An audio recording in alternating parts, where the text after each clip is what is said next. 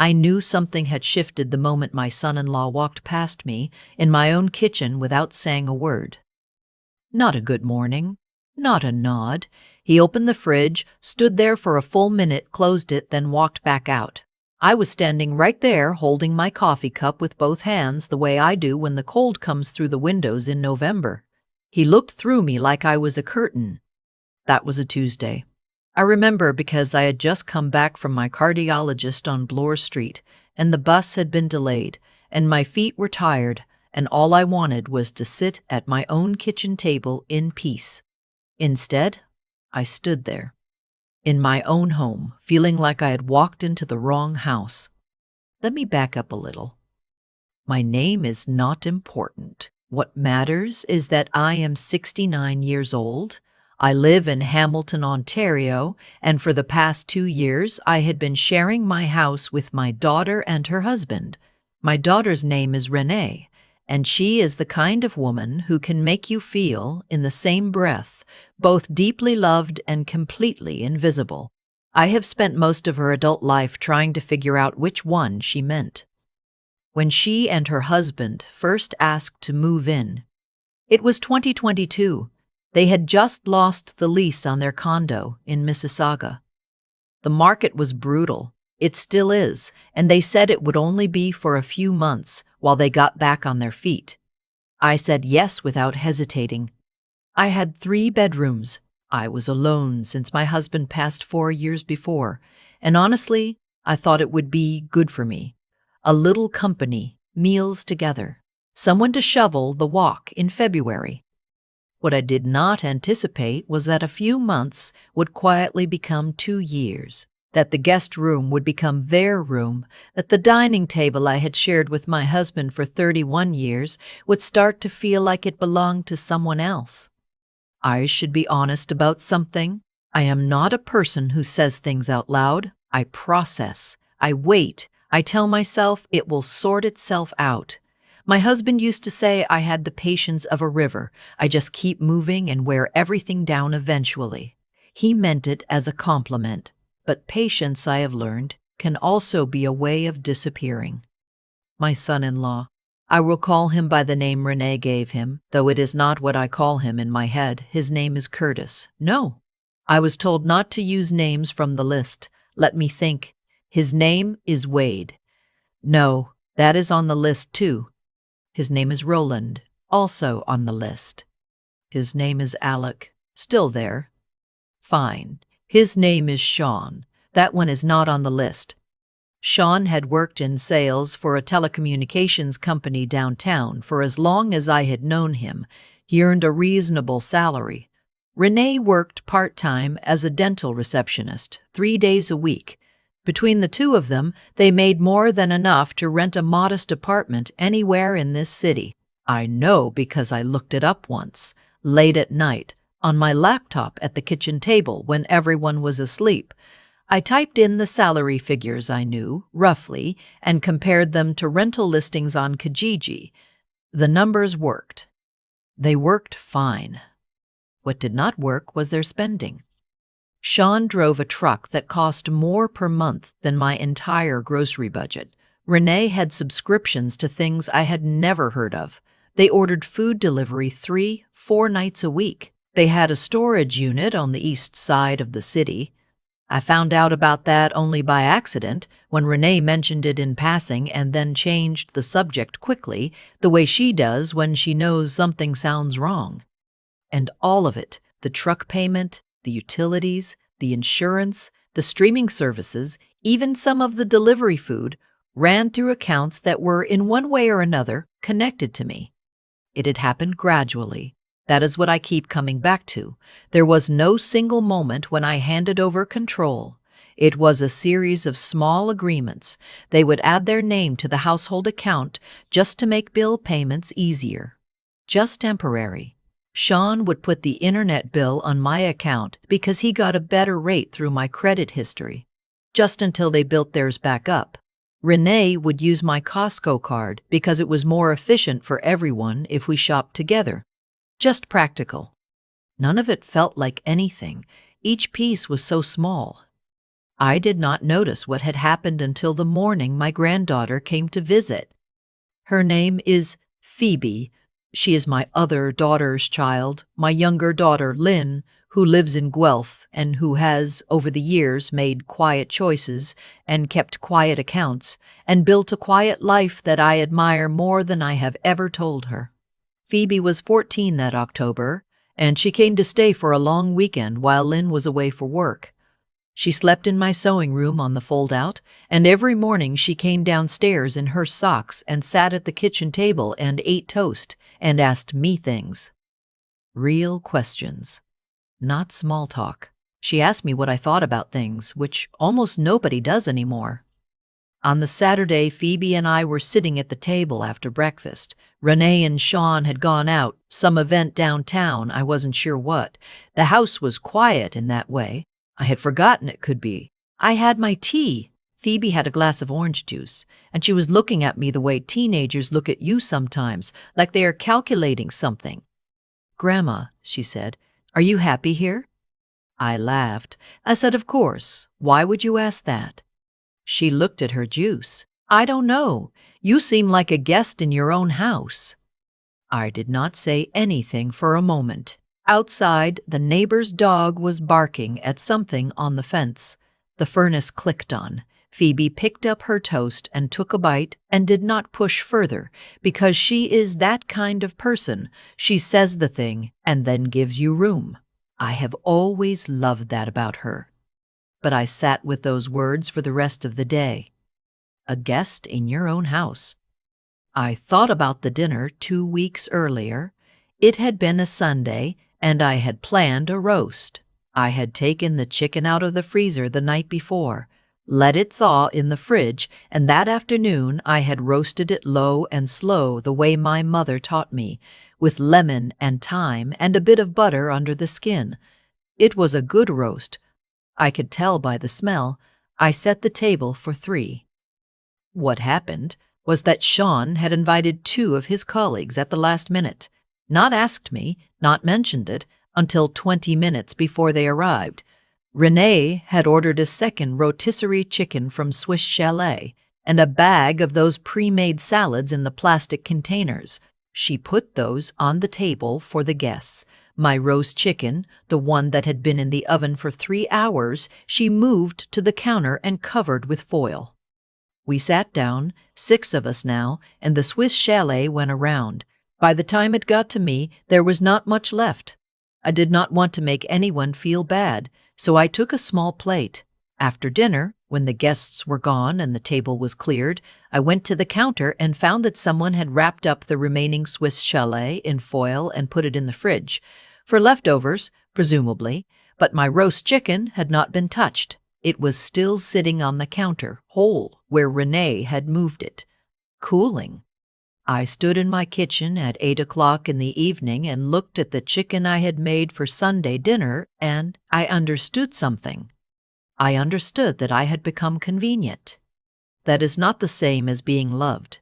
It looks the same from the outside sometimes. You are there. They are there. There is a chicken on the counter and a family eating dinner. But convenience and love are different things, and my body knew the difference even when my mind was still trying to argue. That night I could not sleep. I lay in my bed, the same bed I had shared with my husband for over 30 years, in the room at the end of the hall, and I stared at the ceiling and tried to count all the ways I had made myself smaller in the past 2 years. The ways I had adjusted my schedule, my habits, my temperature in my own home. I no longer invited my own friends over because it felt like an inconvenience to Renee. I had stopped watching the evening news in the living room because Sean usually wanted the television. I ate later than I wanted, slept lighter than I used to, and spent more time in my own bedroom than in any other room of my house. At some point in the night, I got up and went to the kitchen and made chamomile tea. I sat at the table in the dark, and I thought about my husband. He was a practical man, a retired teacher, a man who paid off his mortgage early and drove his cars until they stopped and believed absolutely in reading the fine print. He would have seen what was happening long before I did. He would have said something quietly and clearly, the way he always did. I thought about what he might say now. The next morning, after Renee and Sean left for work, I went to my filing cabinet in the spare room, the one that used to be my sewing room, now full of Phoebe's fold-out bed and some boxes of things that were not mine, and I took out my folder of accounts. I went through every page, every statement, every card. It took me most of the morning. What I found was not dramatic. There was no single theft, no enormous number. What there was instead was a long and quiet accumulation. My household account had been used for gas fill-ups I did not recognize. My credit card, the one Sean had asked to use just temporarily, had a balance I had not approved. The internet bill in my name included a device upgrade I had not agreed to. There was a charge from a storage facility that I now understood. I made a list. I made it by hand, on lined paper from the notepad I keep on the counter. My handwriting is not as neat as it was, but it was legible. I went through everything twice to make sure I had it right. Then I called my bank. I called from my bedroom with the door closed and the window open a little because October air still had some warmth in it, and I needed to breathe. The woman I spoke to at the bank was professional and calm. I explained what I wanted. I wanted to understand every authorization on every account. I wanted to know what could be reversed, what could be changed, what required a visit in person. She asked if I wanted to flag anything as unauthorized. I paused. I listened to the sound of the neighbor's maple tree moving in the wind outside. "Not yet," I said. "I want to understand the full picture first." She gave me an appointment for 2 days later at the branch on King Street. I wrote it down in my planner, the paper one I have kept every year since 1987. I did not tell Renee. The next 2 days were ordinary days, or they looked ordinary. I made my meals, I watched my programs, I said good morning and good night. I listened more carefully than I usually do, and what I heard was a conversation between Renee and Sean at the kitchen table on the Wednesday evening after I had said I was going to bed early. I was not eavesdropping. I was in the hall because I had forgotten my water glass. I heard Sean say something about the RRSP, and I heard Renee say, "Not yet," and then I heard my name. I went back to my room. I did not sleep, but I was very calm. That surprised me. I thought I would be frightened or angry or sad. Instead, I felt something more like clarity, like when the eye doctor changes the lens and suddenly the letters on the chart are sharp. I got up before 5 the next morning. I dressed carefully. I put on my good gray coat, the wool one I bought at the Boxing Day sale 3 years ago. I made myself toast and a proper coffee, not the instant I had been drinking to avoid the noise of the grinder. I sat at my table in the quiet dark and ate my breakfast slowly. The branch on King Street opened at 9:30. I was there at 9:25. I had my folder, my ID, my list, and a small notebook in case I needed to take notes. The advisor I met with was a young man named, I will not say his name. He does not need to be in this story. What matters is that he was thorough and he did not make me feel foolish. He went through everything with me. When I showed him my list, he went quiet for a moment, and then he said very evenly, "You have some options." We spent nearly 2 hours at that desk. By the time I left, I had removed 2 names from joint access on my household account. I had canceled the credit card Sean had been using and requested a new one in my name only. I had flagged the storage facility charge and the device upgrade for review. I had spoken to a financial advisor in the back office about my RRSP and had an appointment the following week to review beneficiary designations. I walked out onto King Street at 11:20. The sky was a flat November gray, the kind that looks permanent but never is. I stood on the sidewalk for a moment and let the cold air move through me. I felt like myself for the first time in 2 years.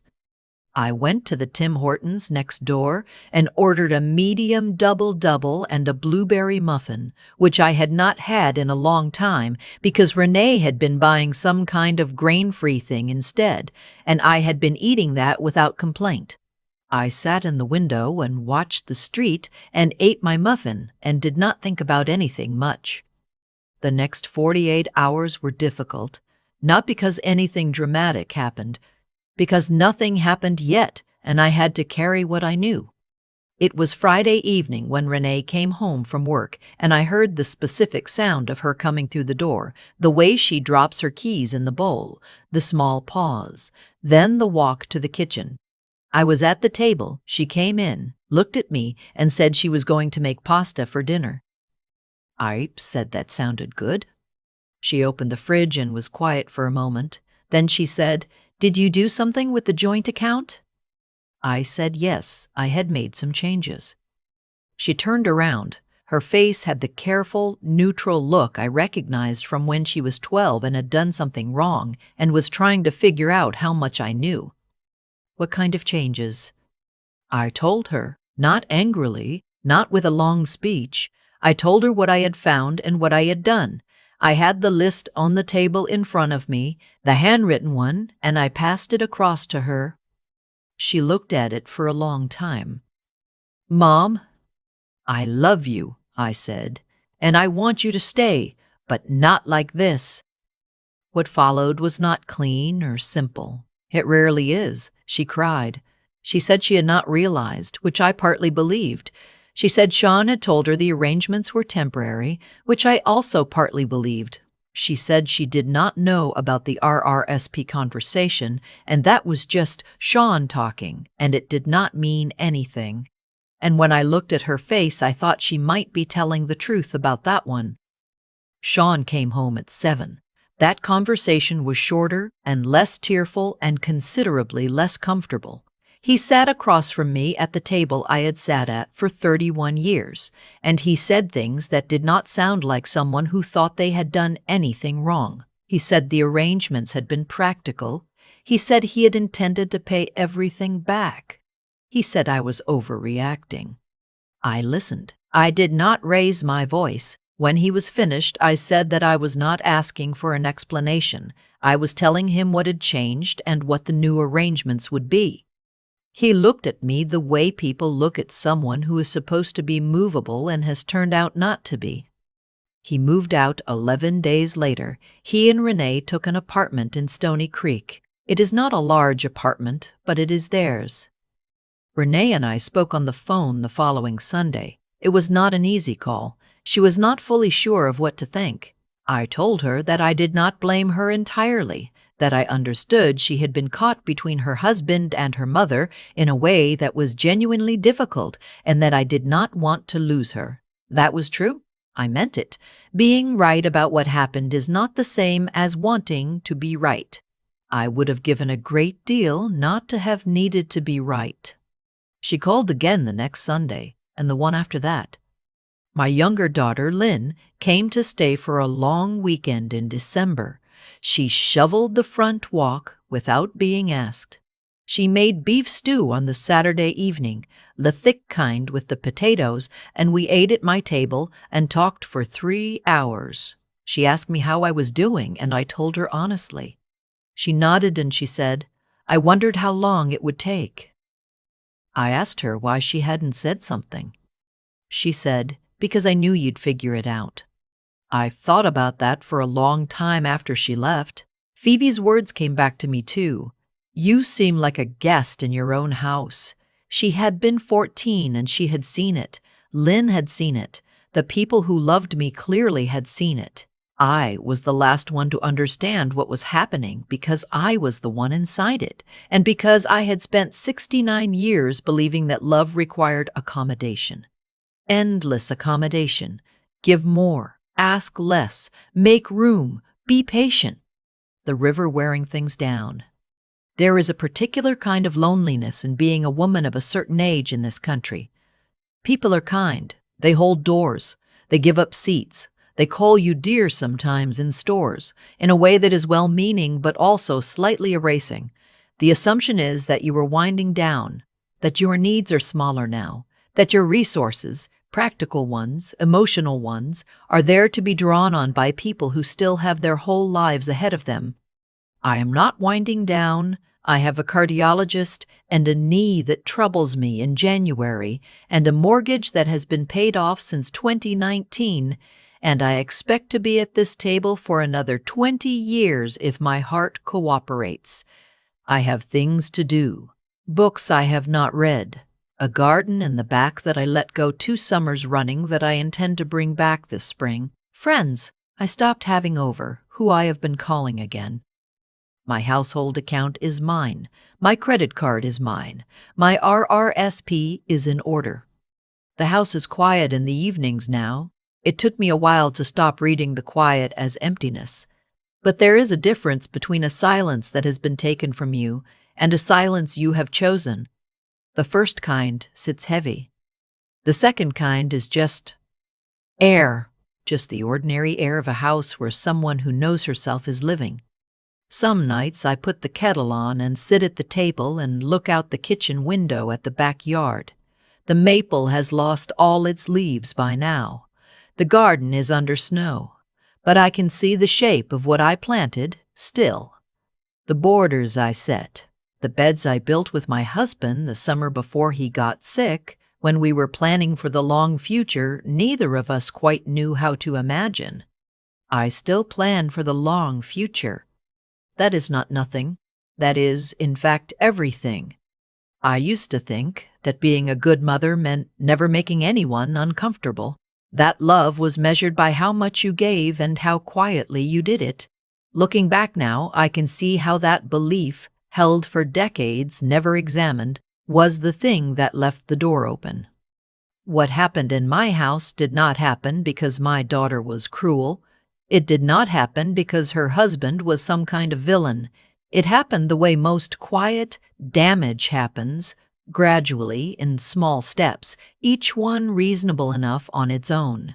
A name added to an account, a card used just this once, a bill that was going to be paid back. None of it felt like anything, and that is exactly how it works.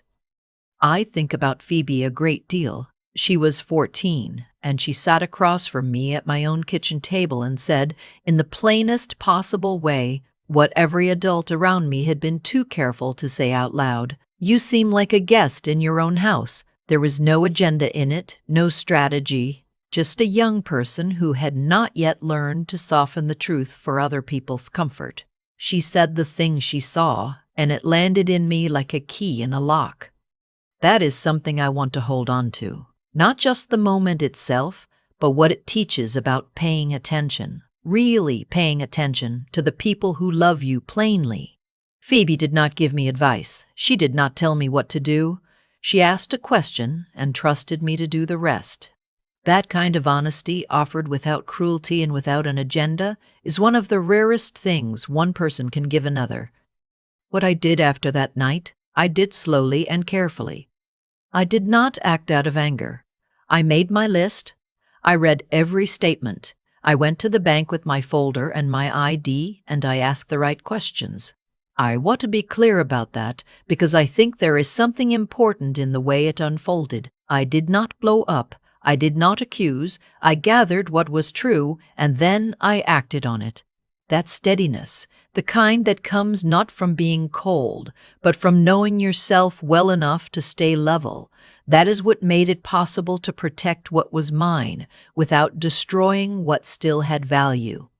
There is something I understand now that I did not understand before. The people who love us can only take what we leave available. I had left a great deal available. Not because I was naive. I am not a naive woman. But because I had confused generosity with obligation. I had believed, somewhere underneath everything, that being needed was the same as being loved, and so I kept making myself available, kept absorbing the inconvenience, kept shrinking into smaller and smaller corners of my own life.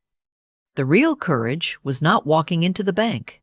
The real courage was sitting at my kitchen table at 5 in the morning with a cup of coffee and admitting quietly to myself that what I had been doing had not been working, that the arrangement I had accepted was not fair, that I deserved better, not as a reward, not because I had earned it through suffering, but simply because I was a person living in my own home, and I had the right to live there with dignity.